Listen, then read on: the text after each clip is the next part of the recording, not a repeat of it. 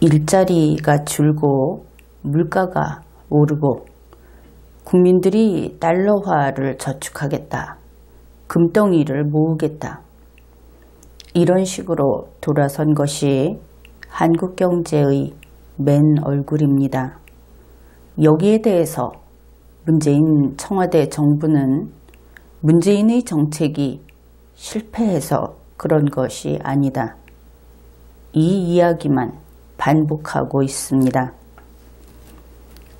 5월 15일 전국 버스노조 총파업이 있었을 때 역시 문재인 청와대 정부는 문재인의 주 52시간제가 그 원인은 아니다. 이렇게 밝혔습니다. 문재인 청와대 정부, 문재인 청와대 대통령, 그들은 무능한 삼류 주제에 손 놓고 놀기까지 했지요. 문재인 씨 부부는 세계를 돌아다니면서 돈을 펑펑 썼다. 이것은 미국의 트럼프 대통령도 잘 알고 있는 사실입니다.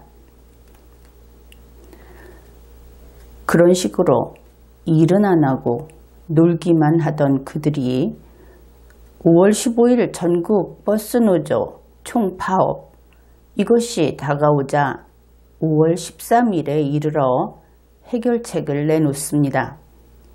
아주 솜씨 좋게 순식간에 해치운 것이죠.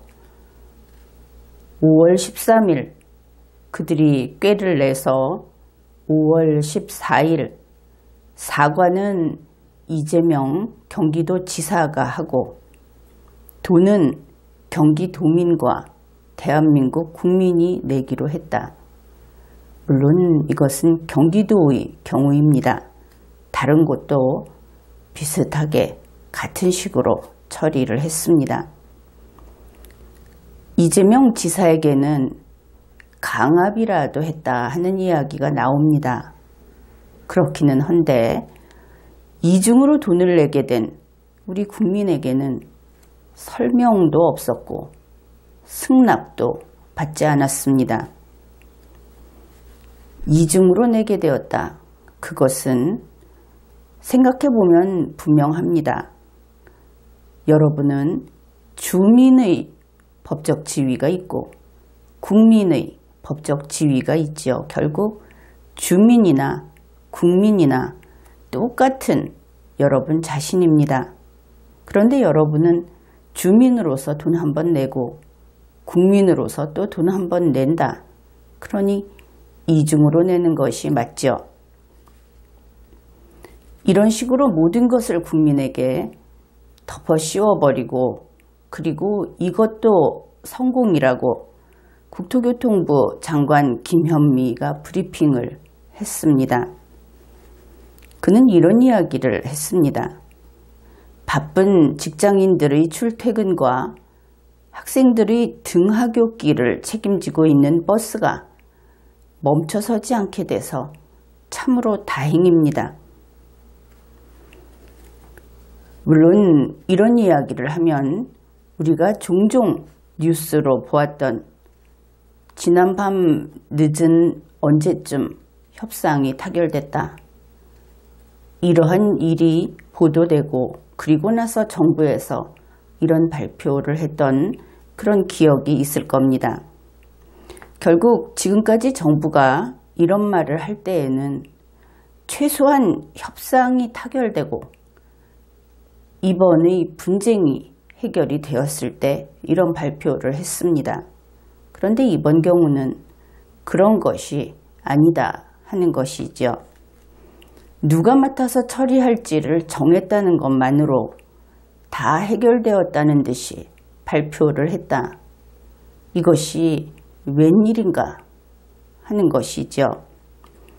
버스가 멈춰서지 않게 돼서 참으로 다행입니다. 이것이 장관인 공무원이 할 소리인가. 그저 지나가다가 아이들 등교시키고 쓰레기 분리수거하고 있는 주부에게 물어봤을 때 그러게요. 참 다행입니다. 이렇게 이야기할 수 있는 것이죠. 그러나 이번 일은 자기들이 저질러 놓은 것이고 그리고 해결하지 못하고 남에게 떠넘긴 것이고 국민에게 머리를 들 수 없는 그런 상황에서 마치 제3자처럼 참 다행이라고 이야기를 합니다. 결국 다행은 무엇이 다행인가? 5월 15일 당일 파업을 면하게 돼서 다행이다. 문제가 해결된 것은 아니지만 국민에게 참 뻔뻔한 정부다. 그런 생각을 하게 되죠. 그리고 나서 김현미 장관은 이런 이야기를 합니다. 한 발씩 양보해준 버스 근로자, 버스 업계 관계자 여러분께 감사드립니다. 국민이 아닙니다. 무엇인가 무기를 들고 흔들던 그들에게만 감사하고 있는 것을 알 수 있죠. 버스 근로자는 노동자라고 하니까 그런가 보다 할 텐데 버스업계 관계자 그러면은 이것은 일단은 기업 측을 이야기한다. 그것을 알 수 있죠. 그래서 여기에서 우리는 이런 질문을 해야 합니다. 그러면 이번 것은 순수한 노동 조건에 대한 노동쟁의가 아니라 혹시 노사가 힘을 합쳐서 대정부 투쟁을 한 것이냐? 실제로 그렇게 볼 여지가 있습니다. 결국 이 말은 칼로 위협하던 범죄자가 혹은 범죄자는 아니라고 하더라도 격분했던 자가 그 위협을 멈추니까 정부가 감사하고 있다. 그것을 알 수 있죠. 여기에서 유의할 것은 이번 사건 주 52시간 이것으로 문제가 발생하는 것은 전 분야다 하는 겁니다. 버스 분야만의 일이 아니다. 이번에 왜 이렇게 됐느냐? 문재인 청와대 정부는 주 52시간제가 원인이 아니다 하는데 사실은 그것이 원인이죠. 그들도 그것을 알고 있을 겁니다. 주 52시간을 강제했기 때문에 이런 일이 생긴 겁니다. 그것이 강제냐 법이지 이렇게 이야기할지 모르겠는데 안 지키면 위반하면 처벌하는 것이니까 분명히 강제입니다. 그리고 그것은 국민의 뜻을 묻지 않았기 때문에 문재인 씨의 강제이다. 그렇게 말할 수 있겠죠. 모든 산업 분야에서 주 52시간의 부작용은 있다. 그리고 성토 중이고 앞으로 더 거세게 여기에 대한 반발이 밖으로 나올 것이다. 그러면 모든 산업 분야는 이번에 교훈을 얻었을 겁니다. 앞으로 어떻게 할 것인지.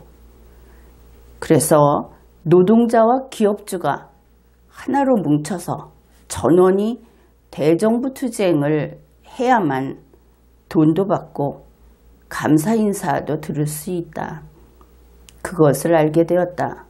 그러니 정부는 앞으로 이제 모든 산업 분야에 대해서 이러한 동일한 그리고 시간이 갈수록 더 많은 것을 요구할 테니까 돈을 충분히 준비하고 감사 인사할 준비를 해야 하겠죠. 지금까지 리걸마인드 연구소였습니다.